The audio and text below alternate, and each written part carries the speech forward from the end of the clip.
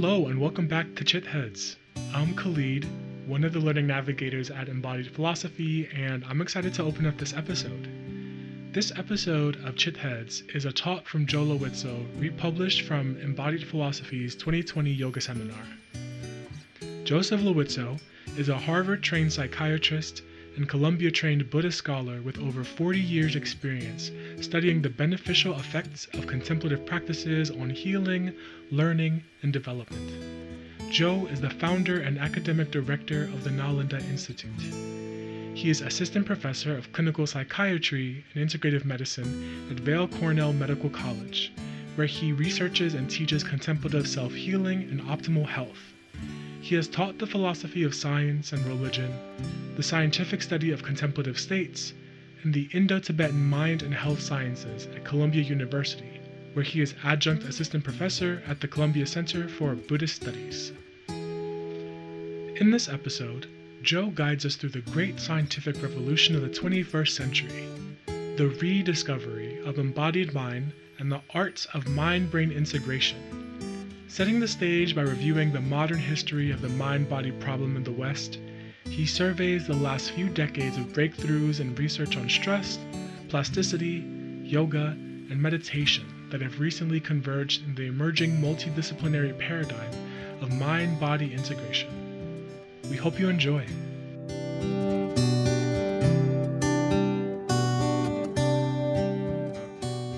I'm going to talk about something that really, frustrates the heck out of me as a psychiatrist, as a researcher, and to some extent as a human being, which is how the embodied mind has just fallen through the cracks in modern science.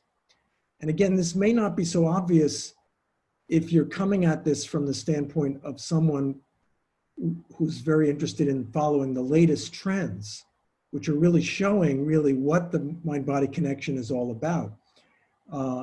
But what I want to try to impress on you is what a complete reversal of tides, this growing interest in the interaction between mind, nervous system, body, and environment, what a complete reversal it is.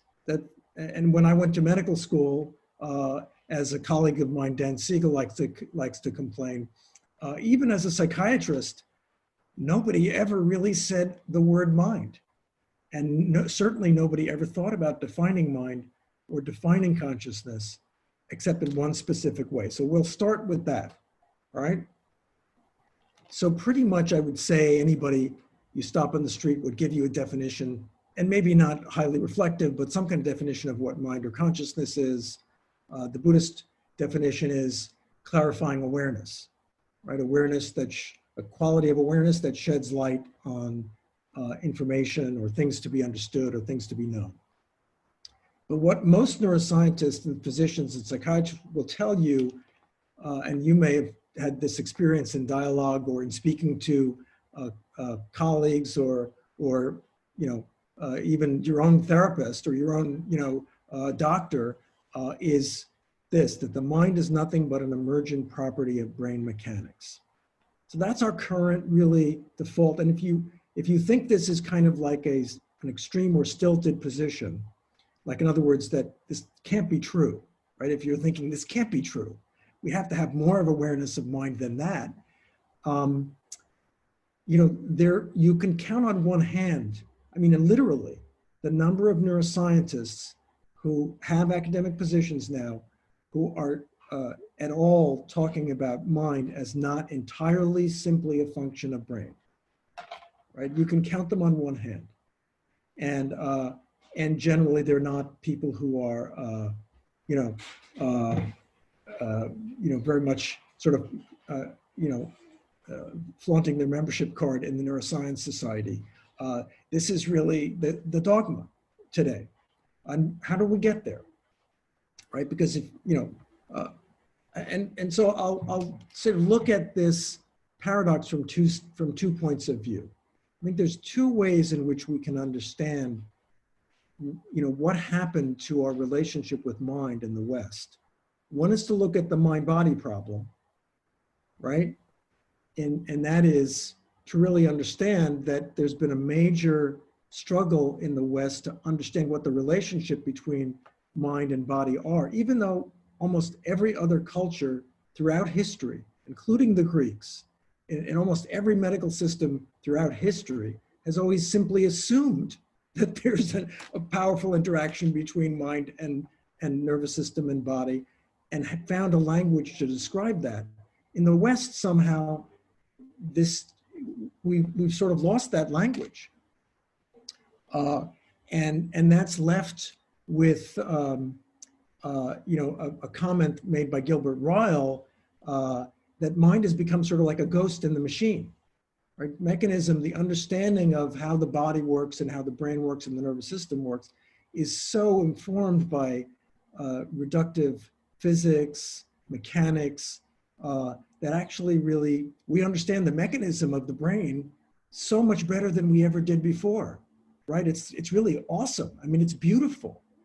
But we're really in kindergarten or not even in kindergarten, I don't know where we are. Nobody is talking about how mind interacts with the brain. Again, there's two exceptions to this, and that's what I'm going to really raise for you. Two areas of research where this has been challenged, and that's perhaps where our great interest is overlaps. So the idea is, what's this problem? There's a hard problem, as David Chalmers said, which I believe is kind of a metaphysical problem, and I'll try to explain what I mean by that. It's an artifact of a certain set of assumptions. But if you think about it this way, so here where you have the brain, which is, what do you look at if you take some brain tissue and put it under a slide? And then you have mind, which is, what is it experience of, what is our conscious awareness or experience of life? Well, we don't actually normally see nerve cells, right? We're just using them.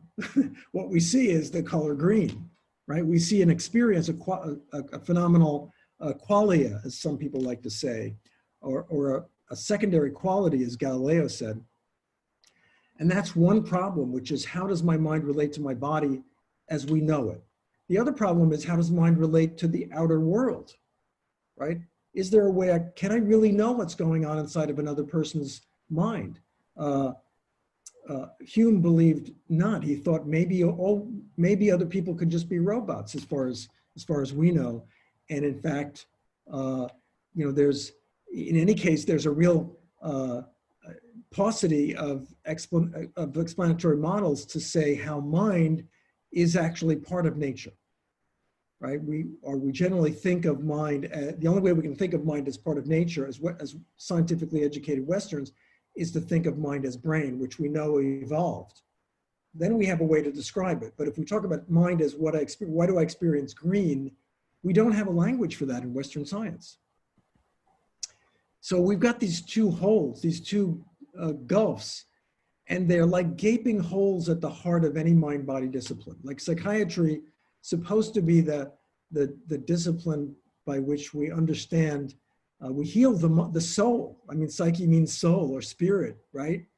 But not only do we not have a soul, we don't even have a mind, right? Because, if anybody's been to a psychiatrist lately, what they'll tell you is you have a neurotransmitter imbalance. They won't say, you might be a little depressed. They'll say, your neurotransmitters are off. Here, let me give you some chemical for that. And there's a reason. There's several hundred years of science that have led to that absurd situation where people can't talk about mind and brain in the same conversation. And this is true of any discipline like psychotherapy or neuropsychology or embodied therapies or mind-body health. There's a real hole at the heart of it. And what I'm going to suggest to you is that this is not an accident. And it's not necessary, because most cultures have a way of explaining how mind connects to energy, connects to body. And certainly from what you know of yoga and the Indic tradition, that's the model. Mind is a subtle phenomena that connects to energy, is supported by energy, and energy connects to the physical matter. And that's a simple explanatory model that is no longer available to us. So what I'll say is that this is actually an artifact, right? This is what I'm going to say, that basically the reason why we have this fractured view in which our brain is over here, like our brain is in the laboratory or in the psychiatrist's office. If we go into a psychotherapist's office, at least if we have a good psychotherapist, we have a mind. In the psychiatrist's office, we don't have a mind. We just have a brain, okay? And I don't know if you can get the two of them together, okay? In the neuroscience laboratory, we don't have a mind, right? In a synagogue or in the yoga class, we do, okay? But in our culture, we don't have a place where these things come together. And I believe this is a result of a fault lines, conceptual cracks that are built into the foundations of modern scientific thought. And I'm just going to quickly review some of the history that I hang my hat on there, that I'll try to sort of help you see a timeline or a set of dots that you can connect and see how we got here to this weird place. But basically what it does is our lives as embodied social animals, right? Animal, that is spirit, animals means animated or animate or conscious sentient beings that have a body and connect to others. That's fractured into what we now call, what I'm going to call reductive dualism, which is we have a mind over here, we have a body over there, and somehow they're not really dialoguing with each other. So if you look at Galileo, he said, it's the sort of one of the grandfathers of modern science, that there's subjective qualities of things and there's objective qualities. And objective qualities are things that are inherent in external physical objects that we can study with math and we can measure. And he said that's the foundation for science. If we want real knowledge, we've got to forget about our subjective qualities because we don't have a science for that. In fact, he didn't say this, but part of the reason is because he was ceding that turf to the church. Otherwise, he would have gotten roasted on the pyre. Okay, he would have, because he did come before the Inquisition several times, despite all the protectors that he had.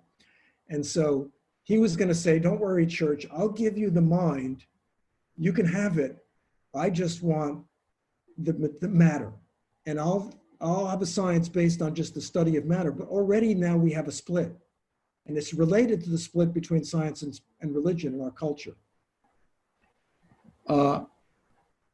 Bacon said something similar, which is that you can study things in different ways, but the scientific way of studying them is to break things down into their little pieces and to measure them quantitatively and then deduce patterns or things from them, right? It's not to take a survey and ask people what they think. It's to break things down to their smallest pieces and try to see how they behave mechanically. That's minus the human element. Descartes sort of added, so that's already about breaking the subjective, our internal experience of life from the external world. And this happened really as far back as the 15th century, the 16th century. Then Descartes came along, and he's usually the one that's accused of creating the mind-body problem, but you could see it already was starting. And that's where he said the mind and body are two separate realities. One is a machine, the body. It just operates inanimately without consciousness like a machine. The other is the mind, which is just a thinking thing. And it has its own set of laws that are completely independent. So the two touch. Actually, he thought that they connected in the pineal gland, and that might be where your mind could whisper little secrets to the body or something like that, or understand what was happening in the body. But basically, he split the human mind and body in half and said, again, the body is the subject of science, and that's all. It's just a machine, and the mind is the subject of philosophy, and that's just a thinking process, right? It's just a conversation. Hobbes took things a little bit further and said, and pushed us in the direction that we now have in neuroscience by saying that mind and body actually aren't two separate things. They're two labels for the same physical thing. So Hobbes is the first in the West to really take the position that most neuroscientists take, which is that there's only one thing, which is brain. It's just that its function or its properties are experienced as mind, but they're really just brain, right? So we're just kind of deluded. When we think we have a mind, we're kind of confused, because the reality is we just have a brain. Newton also added to this by saying knowledge and reality are unitary.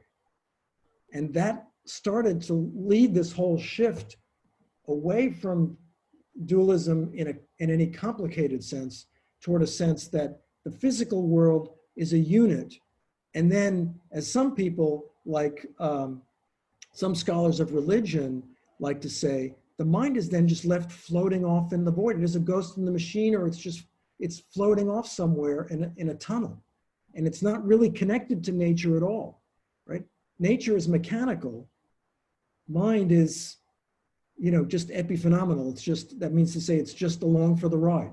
It's just an accident. It's not really part of anything. And unfortunately, Darwin contributed to this by finding a mechanistic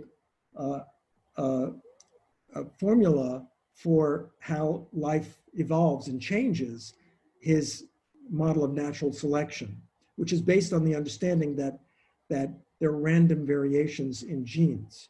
And those are just random mechanical things. They're not intended or designed or intelligent in any way. They just happen because you toss the dice, and then life changes because of those random mutations and how that interacts with the environment. So basically, again, the machine is kind of taking over. The machine model is taking over, and the space that mind occupies is, we're getting more and more marginalized into maybe church or maybe the therapist's office, but most places in our society, we don't really have a mind. Unfortunately, Freud started out as a neuroscience researcher. He started out in Ernst Brücke's lab right after the discovery of electricity, of the laws of thermodynamics by Helmholtz, and bioelectricity by Brücke. And Freud was busy working on squid axons to see how they might be transmitting electrical information. But the idea is then that, it's just proving that the brain is like a machine. It operates based on mechanical laws. And his first psychology was based on trying to reduce all mental operations to neural operations. Fortunately for us, he had to give up on that because there wasn't enough neuroscience. So he had to retire and put up his shingle as a psychoanalyst. And in order to do that, he developed a whole new approach to the mind, where he returned to a kind of dualism. He said, yes, the brain may be a machine, but somehow alongside it or interacting with it, there's this thing we call mind that operates according to its own mechanical laws. So here's the sort of structure chart, the organizational chart, the flow chart of science. This is the modern kind of ontological or foundationalist understanding that all real knowledge starts with the billiard balls of atoms. And physics is the first discipline there. Then, based on that, we understand how chemistry occurs, how different molecules interact with each other. Based on that, we understand biology because we understand DNA and that's the backbone of life. Then we understand that DNA generates brains, so we have neuroscience. And then psychology is the understanding of what it feels like to have a brain. And social science is the understanding of what a lot of people feel like having brains with each other. But basically, all of that is very fluffy, and it's not real science. It's kind of fluff science. The real science is the hard science, and basically, the mind is split off from being really involved. It's not really a moving piece of the mechanism, right? The mechanism is really about billiard balls, molecules. Doesn't have anything to do with mind. The mind is just along for the ride. And that's why we have a culture that really doesn't value the cultivation of the mind and really where we have to push very hard to help people see the value in mind-body work or mind-body integration. So that's the bad news. This is, we come from 5 centuries of mind being, sucked out of the world and put into this little box in the corner somewhere that doesn't really matter. And, again, Freud is maybe a kind of a middleman here, because he found a little place for the mind within his psychoanalysis that's a kind of, he tried to make it scientifically respectable by describing the mind in terms of what we knew about the brain. Basically, that's psychoanalysis. So that it's our scientific psychology, but nowadays it's not really considered to be particularly scientifically valid. People don't consider psychoanalysis scientifically valid anymore. However, biological psychiatry, which is another colleague or teacher of his, but Emil Kraepelin is this psychiatrist who really started to describe mental illnesses as brain diseases. So he's the father of the psychopharmacology. When you go to your psychopharmacologist, they're like his disciples, and they're going to tell you everything that's going on in your mind can be reduced to or is caused by chemicals in your brain. And I can tell you what chemicals are off, and I can tell you it's probably somehow genetic.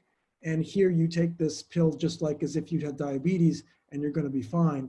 And guess what? That doesn't explain all that much, and it actually really isn't even valid from the standpoint of current research. If you ask any really good neuroscientist or neurophysiological researcher, they'll say that whole neurotransmitter hypothesis is actually hogwash. Mental conditions are so much more complicated than neurotransmitters. The simple reality being, even the most genetically determined illness is only 20 to 40% genetically determined. So right there, the whole argument goes out the window, because 60 to 80% of why you walked into my office has nothing to do with your neurotransmitters. But they don't tell you that, okay? You have a neurotransmitter imbalance, that's what they tell us, right? Talking therapy goes in this other direction, which is more mind-centered, and thank goodness we have it, but it's still not very tied into neuroscience. That's why developments in psychotherapy have lagged behind and are not often in dialogue with developments in neuroscience. So basically,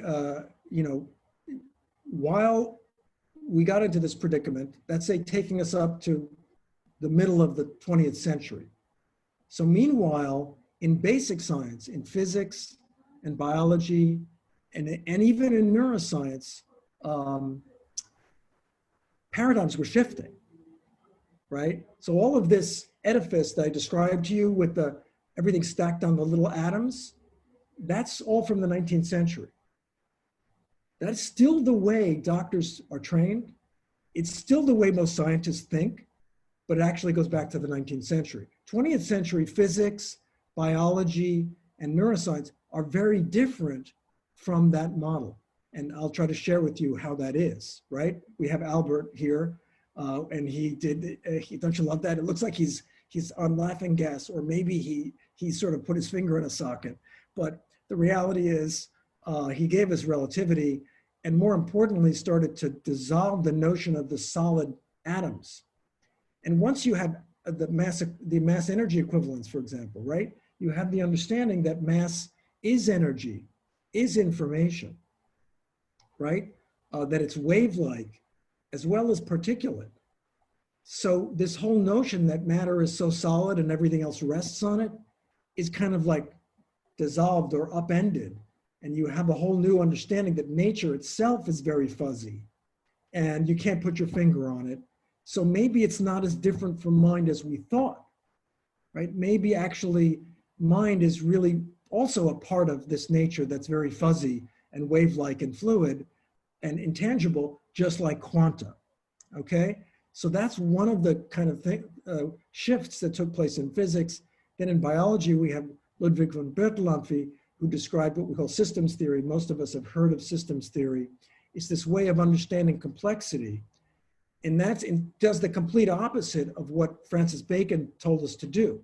Instead of breaking things down to their little parts and then understanding how everything works, it says you can't understand how everything works in parts. You have to see how the parts work together in a whole. So it's like holism, integral theory, all of this comes out of systems theory. And this is really the new trend in biology, because actually everything is infinitely complicated. And we're now able to have a language for that and talk about it. And these paradigm shifts also showed us that science isn't just unitary. It's not like a dogma that stays rigid forever. And we have Thomas Kuhn, for example, talking about revolutions in physics and revolutions in science, and pointing out this whole notion that there are different paradigms, and paradigms depend on what we need them to do, right? So like we could have a quantum paradigm that's good if we want to understand how everything connects with everything else. We could have a Newtonian paradigm that helps us break everything down into little pieces for different problems. So that's a way of thinking about science that's much more complicated. Again, it's not where most scientists are now. Most scientists are trained in, you do it either one way or you do it the other way. David Bohm is a physicist who sort of took the road to integral theory and described how you could have a quantum reality, which also explained, that wholeness was present in everything, that everything was sort of holographically integrated with everything else because of the quantum nature of all matter ultimately, and that quantum nature is really holographic rather than particulate. So that was his view, and you could say Karl Popper contributed with his philosophy of science, but I'm not going to go into it very far, except to just say he introduced a kind of real humility about we shouldn't really get too bought into our scientific paradigms, because all we know is they haven't been proven false yet. We don't really know if they've been proven true, because all we need is another experiment that shows they're false, and then they're false. So this introduces a kind of open-mindedness into science that wasn't true in the 19th century, and really isn't true of our scientific worldview. Our scientific worldview is not very open-minded in general. Many people sort of think of it as scientistic, because that is to say, like a religion or a worldview of science rather than science per se, because there's a lot of things we assume about the nature of reality, like, the mind is reducible to the brain and so on, or like when we die, we turn into, 79 cents worth of chemicals,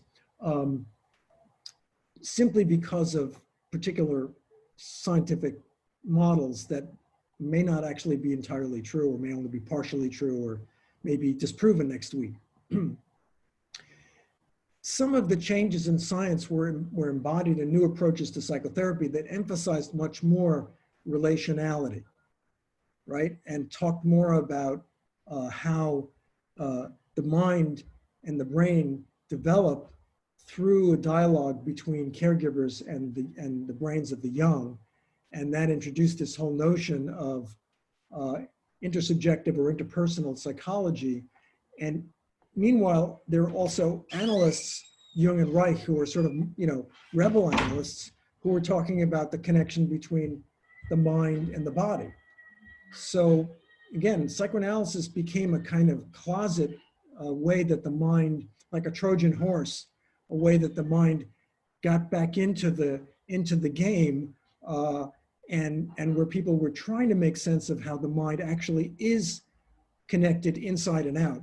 My mind connected to your mind, and mind was also connected to body. They're trying to figure this out, but these never became sort of mainstream traditions. And of course, here, this is David Bohm having a conversation with Krishnamurti, because what he discovered was based on the Indian philosophy of non-dualism, which I'll introduce to you a little bit later. So here we already have really the global world and the convergence of Indic civilization with Western civilization, this is what the historian Arnold Toynbee, my favorite historian, the father of world history really, said the event of our century, the 21st century, is going to be the coming together of Asian, Buddhist or Hindu culture with Western Christian culture. And that's going to be the main event, the main culture event of the century. And so far, I think he's been pretty right on. Francesco Varela was a meditator who developed, who combined complexity theory with connectionist neuroscience and meditation research, and found and developed a really very interesting multidisciplinary science of mind I'll describe to you later. This is a whole new way of thinking about studying the mind and the brain together, right? So having somebody who's a trained meditator on the inside of the machine telling you, okay, here's what I'm feeling right now. I'm feeling my energy is kind of low, or it's going over there. And then you're reading what's happening in the brain scan, and you're comparing what he's saying or she's saying to what you're seeing on the brain scan, and having a kind of real dialogical, interactive way of studying the mind. This is still not standard practice, but there are a few neuroscientists who are doing research this way, thank goodness. Another integral model is Ken Wilber's, who also studied Buddhism in particular, was very influenced by Nagarjuna, who I'll also introduce to you, a Buddhist Indian philosopher who was a physician and a linguist, and was partly one of the great authors of the non-dual philosophy, along with Shankara and Gaudapada and Chandrakirti. Another person I want to mention to you, who you may know about because of his popular writings, is Dan Siegel, who writes about, he coined his approach to the mind, interpersonal neurobiology. And if you understand that, what he's doing with those words is he's saying the mind is something that's interpersonal. It's not, you're not stuck in your body and locked out from other people. And it's also something that's neurobiological, that is, that impacts your biology through your nervous system. And so, and this is all based on his understanding of complexity theory, which is quite elegant. So these are great. And basically what we're doing now is we really have challenges to this reductive model that mind and brain are just completely different things, or they're really the same thing, and mind is really a non-entity or a cipher. And we're also having challenges to the view that there's only one true description of reality, that reality has to either be consciousness or matter, mind or body, subject or object. It can't be a dance of both. So this is the way our science has been working for the last 5 centuries. And here's my definition of embodied mind, okay? So in the embodied dimension, or vertically speaking, right? When we're talking about mind interacting with body, mind is a self-transcending information membrane, right? It's a capacitor, it's an interface.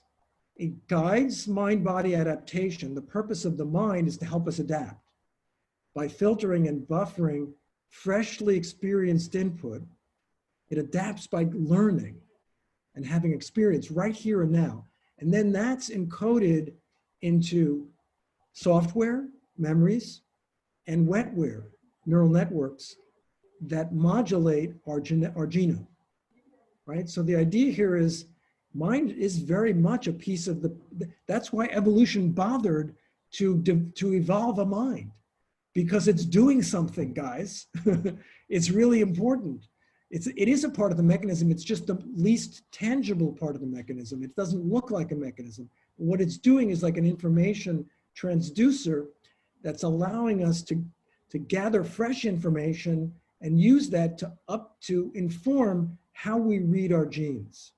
So we can restructure our nervous system and our way of being based on the current conditions, what we're learning right now from each other and from the world about what's happening. What do I need? Do I need to be pleasant and friendly? Do I need to be tough and strong? What do I need in order to thrive in this world? Well, that change depends. I also have an intersubjective definition of mind. And basically this is to understand that in the social dimension, any individual human mind is embedded in an interpersonal, right? That means 2 bodies, intersubjective, 2 minds, an intergenerational field, multiple parents, children, parents, children, teachers, students, of shared experience and communal learning, right? So our minds, we think of them as just separate. My mind is just over here. But no, think about everything in your mind. Just about everything in your mind came from other people. Your language, your fantasies, your memory, a lot of your memories include other people. So really mind is like a medium or a transducer that allows us to conduct or transmit and benefit from learned information that's spread across relationships, across communities, across generations. And we have to understand it's functioning in that social way, right?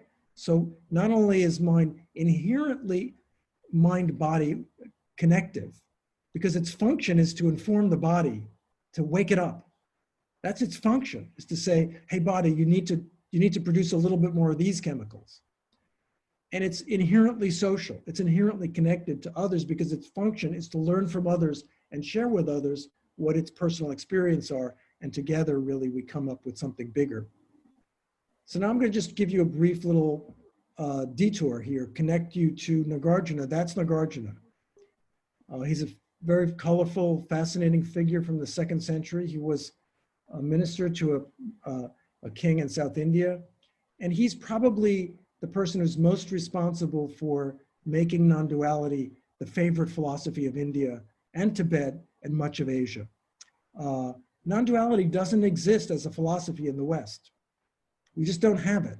We have monism, we have dualism, and we have pluralism.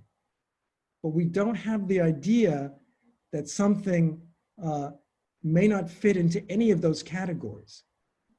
And here's his definition of what non-dualism. He says, the Buddhists teach like grammar school teachers, whatever the students need. Some they teach them to renounce vice, some to cultivate virtue, some teachings based on dualism, that is samsara nirvana, purusha prakriti. But some they teach the profound, inspiring practice of non-dualism, right? The practice of enlightenment, and he just defined it as the openness or the emptiness that is the womb of compassion. A very compelling definition, right? The purpose of our emptiness, purpose of our open mind is to connect with others. But basically I'm going to say that what is non-dual interactionism? This is a model that says that all we really know is that life is a network of infinite relativity, and that within that relativity, there's no independent, intrinsically real thing. There's no thing that it is what it is, separate from relations. And as a result, the whole idea of duality, the whole idea that a binary opposition like mind, matter, inside, outside, could really define reality is not very humble, is not very modest, and it's not very realistic. The reality is all our categories, all our binary categories are only relatively useful. Like if I'm tall next to my one son, I have two sons. So next to one son, I'm the tall one, and next to the other one, I'm the short one. So which am I, tall or short? Okay, so that's the way the world entirely works. Everything is what it is in relation to everything else, not in any other way, not because of what it is intrinsically. And hence, any way of describing the world has to respect that at the heart of it all, there's this non-duality. There's this reality that transcends our categories, that transcends our labels, that transcends even our wish to like it or dislike it, have it or get rid of it. That reality is infinite network of relationality and complexity. This is basically what it's saying. The only thing you can reduce everything to is an infinite network of relationality and complexity, right? And if you reduce things to that, then you'll know that if you describe something as brain, it's just for the purposes of discussion or research. If you describe something as mind, it's just for the purposes of research. You don't get carried away with yourself and think, oh, the brain is really what it is, or the mind is really what it is. And another aspect of this is that this allows us to sort of really understand why that the mind is not, it can't be reduced to one thing, which that's monism. The mind is really just, everything is just one thing. That's monism. It's all matter, or it's all mind, or it's all the whatever. God, it's two things. It's matter and mind, Purusha Prakriti, or it's many things. It's a bunch of little things that come together. That's atomism. And basically what it's saying is no. Practically speaking, the only thing that makes sense is for us to understand that ultimately things are really infinitely, seamlessly relative, complex, and interdependent. And what we call them has to be contextual. We have to have a reason for talking about things in a certain way, in a certain context. And that's not absolute, it's relative. So I'm hoping that I'm making a little sense, but I just wanted to give you a little preview of coming attractions and a little hope that we're not stuck in dualism forever, okay? But I would just point out, humbly speaking, as a Western, somebody raised and educated as a Westerner, that this solution really almost is nowhere in Western thought. And that's part of the reason why we don't have the kind of mental flexibility with understanding mind-body relations that yoga does, or Buddhist neuroscience. So now I'm going to talk about some new developments in science that have made people really look twice at our basic assumptions, right? So that basically it's stress and neuroplasticity. These are two things that have shown us very powerfully that mind does matter, and that mind is constantly interacting with energy, with brain, with structure, with genomes. And the science is just there. We can't deny it anymore. Stress, we started researching stress in the 50s, and now we understand it from top to bottom. The chemicals, the way it affects the genes, what are the ideas that produce stress, what are the emotions that produce stress, what are the instincts that produce stress, what are the chemicals that we really understand the heck out of it. And it's a good thing because we have way too much of it. Hans Seyler was the one who started this, and then there are others who've really looked at the different parts of stress. The whole idea of stress research is that first, the big discovery is stress isn't what stresses us out. Like when I say I had a stressful day, I think I had traffic. Well, nowadays we don't have any traffic, right? We're all stuck in one place or another. Or I had whatever, somebody called me up and complained, or I had a terrible day and I had to. So we think that what stresses us, which we call the stressor in stress research, right, is really the source of our stress. But research shows that 80–90% of the harm done by stress is actually not dependent on the stressor, the thing that's triggering or challenging us. It's dependent on the way we process. So it's the way we perceive, emote, and viscerally respond to stress, the way we live with stress over time. That's what determines whether we're really stressed or not. So those are all internal variables. And Sheldon Cohen has a simple model for showing that there are four phases to the response: perceptual, right? Do I appraise this thing as a threat to me? Does this seem like a threat to me? Emotional, now I'm really upset. My boss gave me a deadline. I'm not going to keep it. I know I'm going to get fired. I'll wind up homeless. I'll get a fatal disease, and then I'll be dead. So his deadline has now become a death threat, okay? Because that's appraisal. And we know, we laugh because we all do this. Our minds have evolved to calculate the worst trajectory instantaneously before we even know it. And then we believe it because of our survival bias, or as I'll call our negativity bias. So perceived stress, emotional stress, all those unpleasant emotions, anger, fear, shame, and so on, that we all spend too much time living in. And then they start to trigger our brainstem, our oldest forms of stress living in the brainstem, the fight, flight, faint, freeze, right? So that's the autonomic nervous system, parasympathetic and sympathetic, or vagal is another word for parasympathetic and sympathetic. And those are the kind of things that are the built-in neural regulating systems that are designed to get us moving or to have us freeze under real imminent threat circumstances. And acute stress really isn't a problem. If we have a little bit of stress, we're going to be fine. We'll bounce back. But it's chronic stress all the time, over and over again.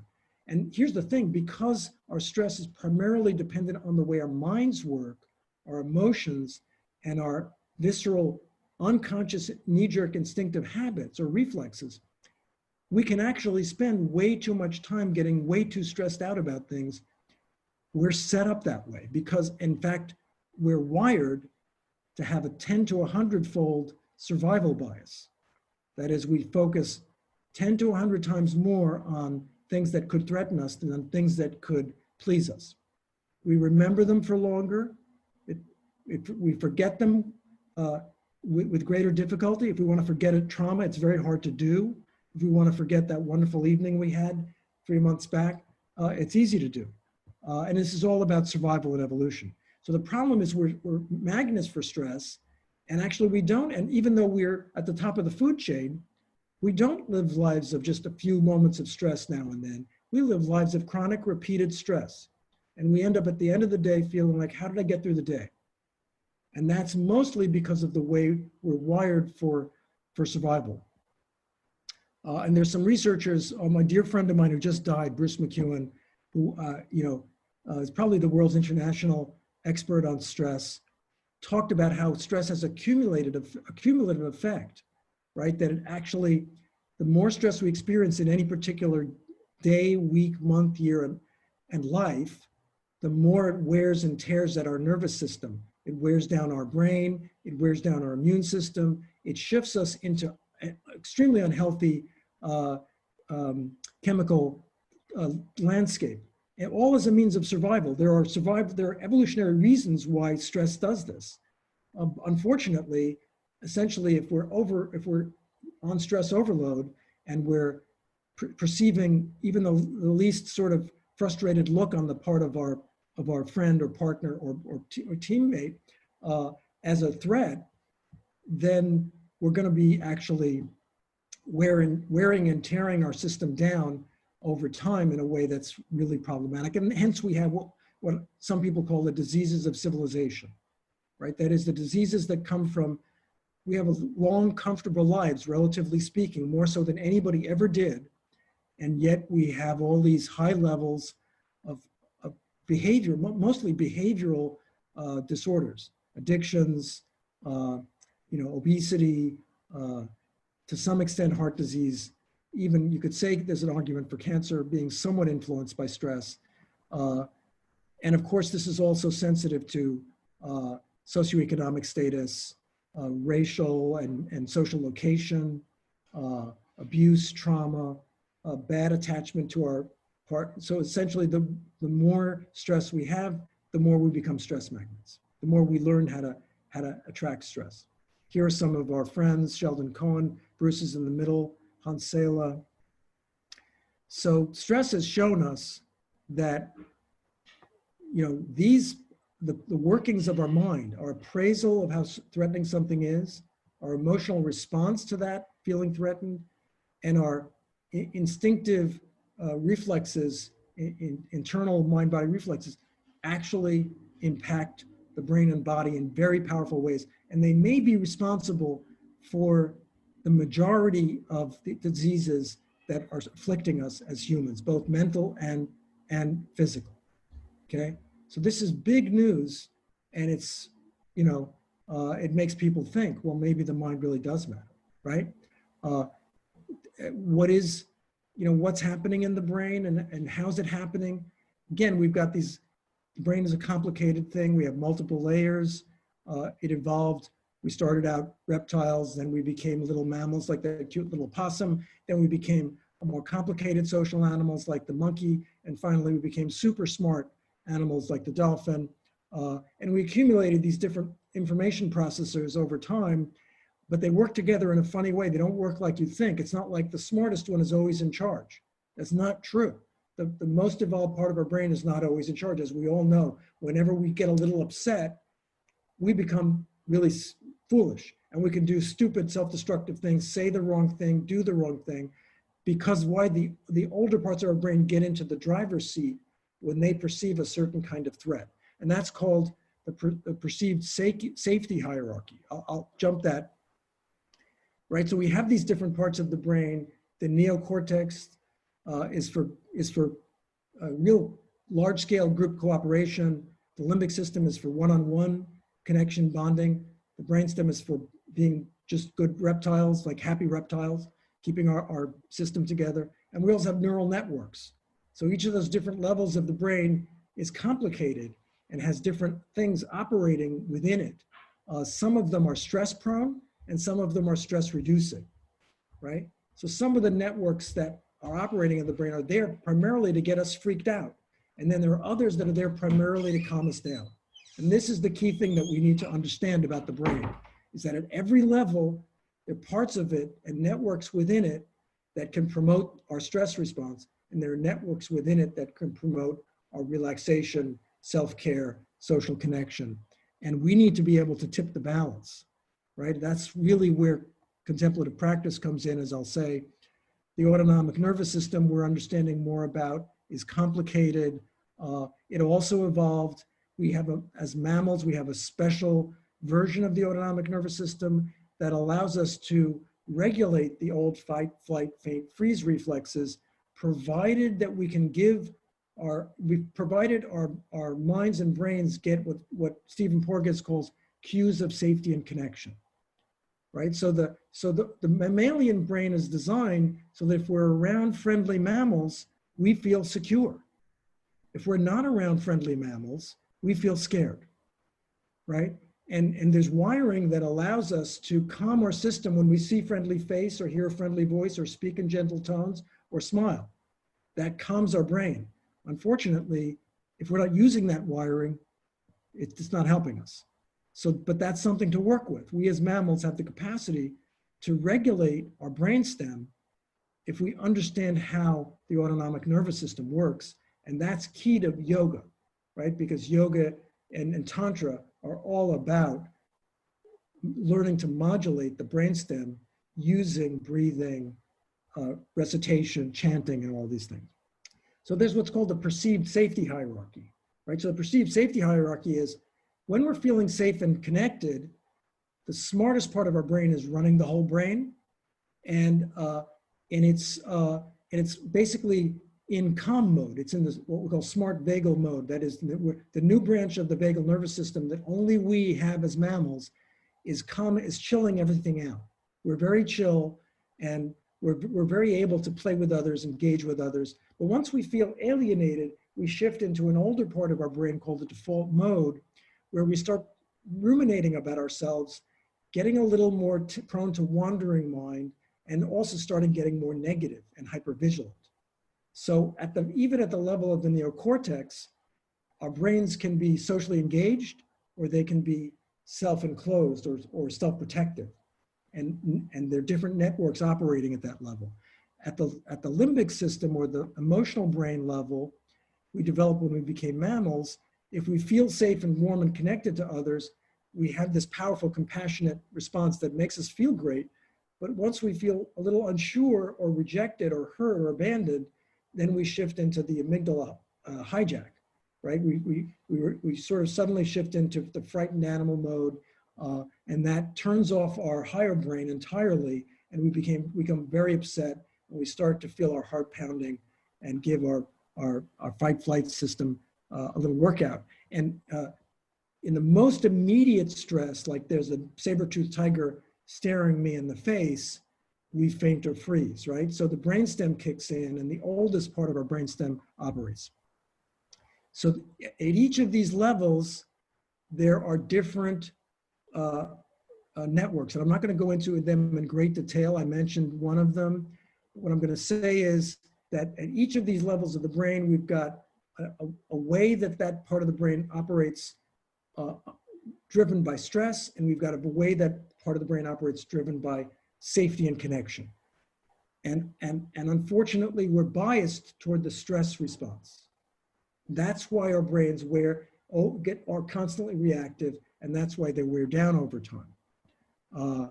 Here's the default mode, which I mentioned is the self-preoccupation center, or the self-rumination, like a self-loop in the brain. And unfortunately, what happens is when we're in the default mode, we're unhappy, right? Because we don't feel safe, right? And we're thinking of all the worst things that could happen to us because I'm not amongst friends. So we're busy looking like, who's going to come and get me? Where are my friends? And we're remembering all our worst fears, and that makes us unhappy. At the limbic system level, same thing happens. Stress happens when we scan. We're constantly scanning the faces and body language of the people around us using our mirror neurons. And if we see signs that people are upset, they subliminally remind us of when we were upset, and we get upset. And when we get upset, we get alarmed. And before we even know it, we're reacting in a situation, and we're not thinking. So that's unfortunately what the amygdala does most of the time. And fortunately for us, when it does that, it hijacks the brain. So you can see the green part is when the brain is feeling safe and connected. The newer part of the brain is operating it. But when it's feeling threatened, the older limbic amygdala and other limbic centers are driving it. There's an amygdala hijack. And even in the brainstem, there are different operating systems, right? So at the level of the limbic system, we've got an empathy system that connects us to others in love and care, and we have an abandonment system, a panic system that forces us to fight or fly or cling whenever we feel threatened. And that's where our trauma lives as well. At the brainstem, we've got this new part of the brainstem that can run the brainstem as a social animal, right? That's the new nucleus of the ventral vagal complex that we only got as mammals. And the older parts of the sympathetic and parasympathetic in the back of the brainstem that run us as frightened animals, or inner dinosaurs, right? So the brainstem too has different networks, and it can operate either in socially engaged mode. We can be friendly reptiles, playful reptiles, or we can be self-protective and difficult or solitary reptiles. So I'm not going to go into these in great detail, except to say that the autonomic system runs through our whole bodies. And talk about mind and body, some of you may see a parallel here to the yogic nervous system, which I'll make very explicit later, right? But the sympathetic and parasympathetic feed our whole body, and they regulate our whole body and all of our organs.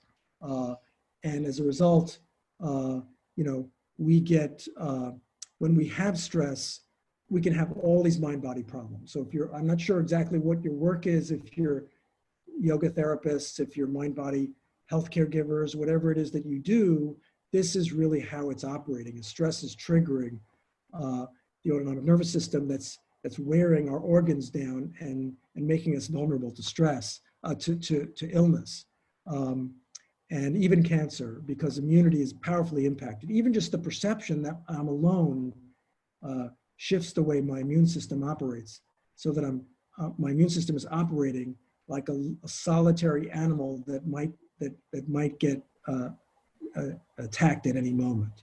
And that's not actually helpful for fighting off cancer or immunity.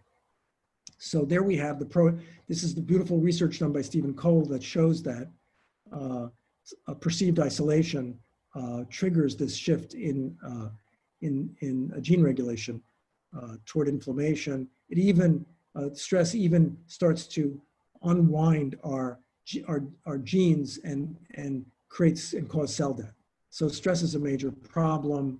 It also is very social. I'm not going to go into that. The worst case of stress is trauma, where we feel so life-threatened that we can't even think about it. We have to just wall it off. We get totally overwhelmed, our circuits shut down, and we put it off in the corner somewhere, and then it comes back later to haunt us. And that's very much a mind-body process as well. So I'm not going to talk about all this. So there's Bessel and Stephen Porges. So basically, I'm just going to allude to the fact that this is one test case that shows mind powerfully impacts body. and brain. Okay. The other is neuroplasticity, which you've all heard about a million times by now, right?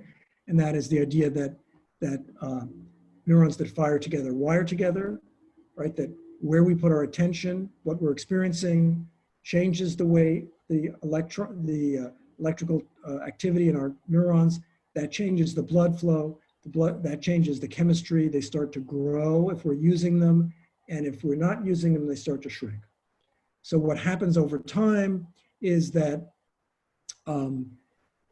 if we experience a lot of stress, we're essentially rewiring ourselves constantly every day to become more and more stress magnets. Unfortunately, the parts of the brain that support stress, the networks that support stress, grow when we use them. Plasticity isn't just a good thing. There is negative neuroplasticity as well as positive neuroplasticity. Negative neuroplasticity is neuroplasticity, that's learning aversive or negative or threatening experience, and then preparing us for the worst. Positive neuroplasticity is the counterbalance.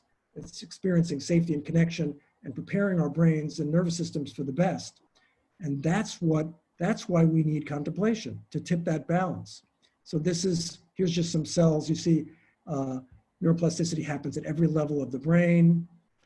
Here's showing how trauma circuits or stress circuits grow under stress, while integrative circuits or calming circuits shrink, and it's a mess, right? And this is Eric Kandel, who won the Nobel Prize for his work, talks about negative and positive neuroplasticity, and talks about how psychotherapy works using neuroplasticity. And that's basically, I think, enough for today. So we have some time to talk.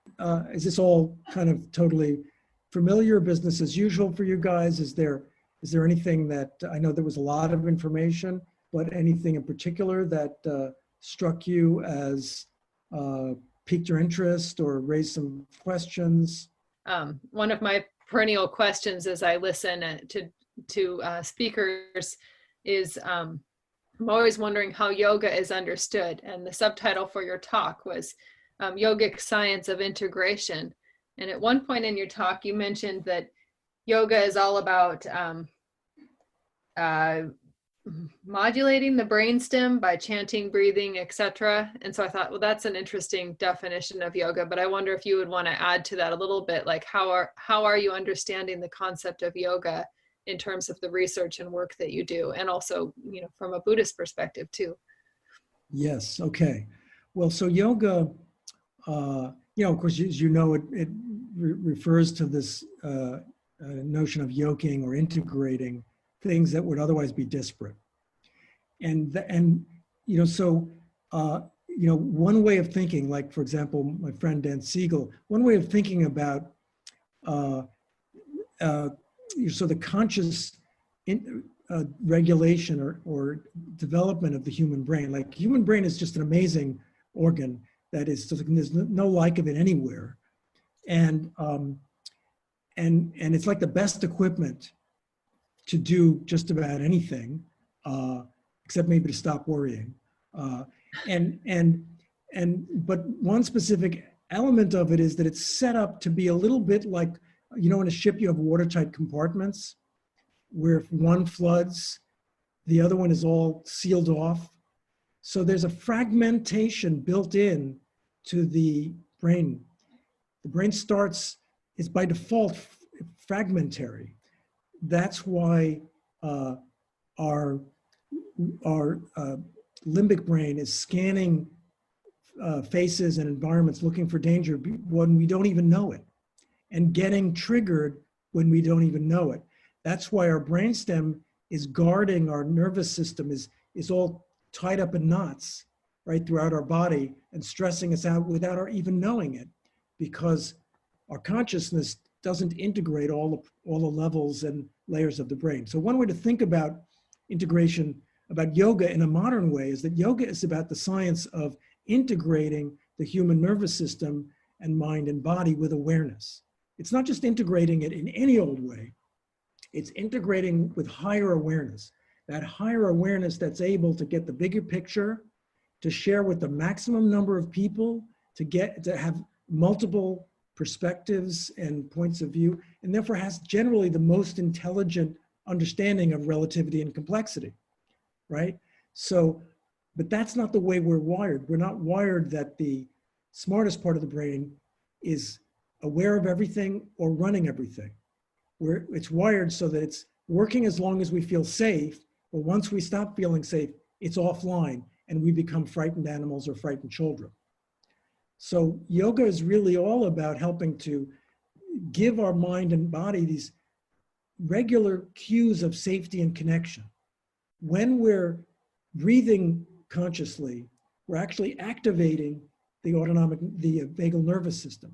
The smart vagal nerve, the new branch of the vagal nerve that we evolved when we became mammals, specifically is activated by breathing, also by chanting, also by smiling, by seeing smiling faces, by hearing calming tones of voice. The movements of yoga, moving the body in a gentle, gracious, disarming and opening way, they give messages to the other branch of the vagal nerve, which is tied into everything. And they're basically saying, you're okay. You're just, you're relaxed, you're moving, everything, you're not in danger. You can feel your hands, they're feeling fine.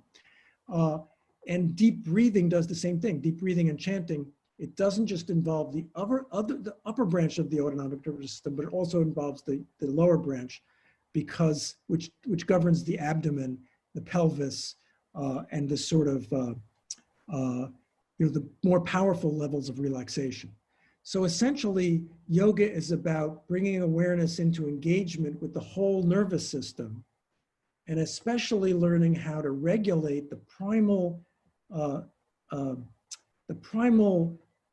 neural pathways of the autonomic nervous system, which are the primal regulators of our basic state of consciousness, in such a way that we're always able to tap into the well-being system.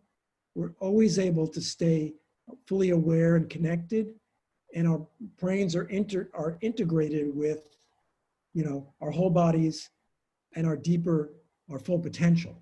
So that's how I would understand it. And research on the autonomic nervous system is absolutely, it's like the missing link. It's been so helpful in terms of translating how yogic practice influences the oldest part of the brain, and also then has all this powerful effects on the body.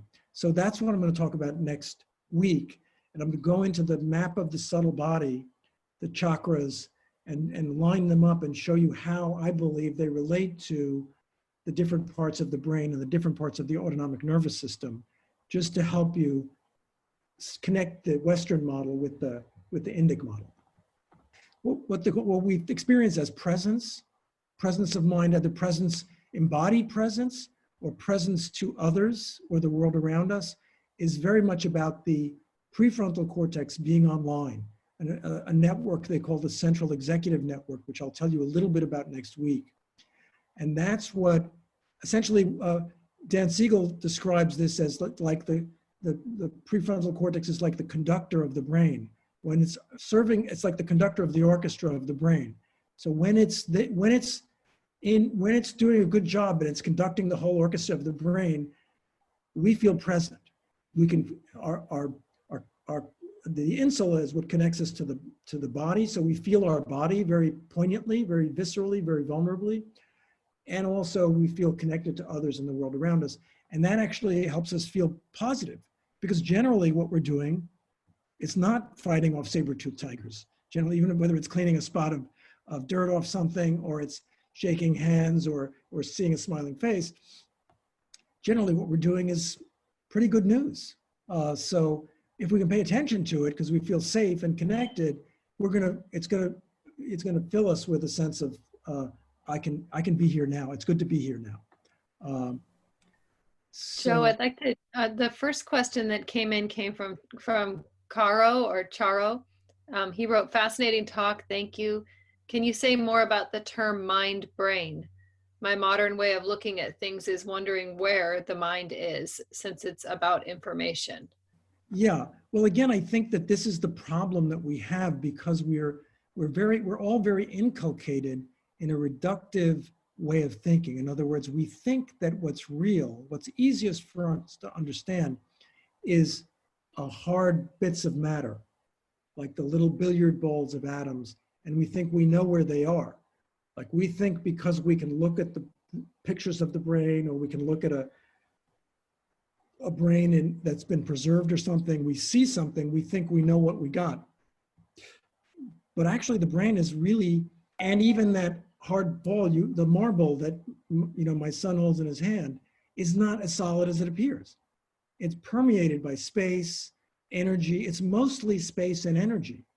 And you don't know where it is. If you try to pin it down, any single piece of that, what you find is that it dissolves into an infinite network of relations and complexity. And so actually that's part of the issue of mind. Mind is the most fluid, the least material, the most airy and spacious part of our elemental makeup, but it doesn't mean it's any less present than my nose, right? It's just not present in the same way that we think of as very tangible. It's not present in the sense that I can put my finger on it. I can put my awareness on it though. So I would say mind is from my point of view, and I think from the Indic point of view, the Indic contemplative science point of view, mind pervades all aspects of our minds and bodies. In fact, in a lot of Indic worldviews like yoga, Sankhya yoga, and the Buddhist tradition, mind is actually also considered to be an element of objective reality. In other words, it's just considered to be part of nature. That it's like there's 6 elements. One of them is mind. But you can think of it as, nowadays we can think of mind as the capacity to process information, right? It's a capacity. So that's why it's not tangible, because it's not actually the information. It's not the binary information of, gee, that's green or that's blue. It's the openness and the capacity to illuminate the distinction between green and blue. So again, I mean, we could go into this forever. I think it's, and that's really what a meditation practice is about, is learning how to develop a kind of very conscious relationship with your mind as a real force of nature. And even though you can't put your finger on it, but to be able to put your attention on it, and then to be able to use that attention on the mind to monkey with the material elements, that is to say, to move your body energy, and through moving your body imagery to change your body chemistry and structure. So this is about learning that we are these things that dreams are made of. We're very subtle, intangible things. We're not just the things we look at in the mirror. And learning how to inhabit that, and then live from that sort of relatively immaterial, formless, open, and connective capacity. So I hope I'm speaking English there, but I'm just being a little descriptive. Was there another question? We're almost out of time, I think, but I'm open. Yes, there is one more question from Thomas. He wrote in, if a Buddhist teacher, I think he means, asks you, have you discovered your mind? How does one respond to that? My thought is that the mind is where your attention is focused. Well, so that's the activity of mind, or that's attention. There's a separate word for that. Mind is defined as clarifying awareness, as I said. So mind is defined in Buddhist psychology as a capacity, not as a content. And where is that clarifying awareness? Well, as like yoga, in the Buddhist model of the mind, it is located in interpenetrating the different levels of the mind-body process, right? So that means that there's coarse mind and energy and matter. There's subtle mind, energy and matter, and there's extremely subtle mind, energy and matter. There's different layers of it. And depending on which layer we're talking about, it's in relation to specific things. So like coarse mind is related to my organs, movement of my joints and hands and, my words and so on. Subtle mind is related to my inner reflections, like my dreams, my inner narrative. An extremely subtle mind is related to my primal mood state, affective state of consciousness. Am I blissful? Am I defensive or alienated? So mind is located in all over, everywhere within the mind-body process, and at different levels, there are different sort of qualities of mind or aspects of mind. So I'll go into some of this next week. There's a very elaborate kind of phenomenology or science of understanding the different layers of mind. And we can also relate that to Western neurophysiology, because in the Western neuroscience, we also recognize that there are different states of consciousness. There's waking consciousness, there's dreaming consciousness, there's dreamless sleep consciousness, orgasmic consciousness, near-death consciousness. And so that's sort of similar. There's a way of connecting the Western anatomical map of where consciousness is, or where different states of consciousness are supported or active, and the Indic map. I would also just say that I think we're out of time, right? But as far as that other question of where my mind is, the sort of more profound answer is that when I look for my mind, I can't find it, because it isn't reducible to anything, right? And that's where I think, I'm not sure if it was the same person, Thomas, if it was you who asked, where do I find my mind? But the paradox is that, it's true, when we look for our mind, we can't find it. However, that gives us the false impression that it's less real or less present or solid or tangible than matter. But the reality is, if you go into a quantum lab, if you sit next to Einstein or Heisenberg or any of these, Green or any of these newcomers, you can't find matter either. They keep looking for the ultimate particle of matter, and they keep finding more and more subtle, webs and networks of space and energy and non-locality and all of that stuff. That doesn't seem like matter either. So just the reality is, from a non-dual point of view, you can't put your finger on anything. Ultimately, if you look really carefully to get to the bottom of anything, what you find is bottomlessness. Things are just an infinite network that you can keep going forever and ever, looking for and learning more and more about how everything is connected to everything else.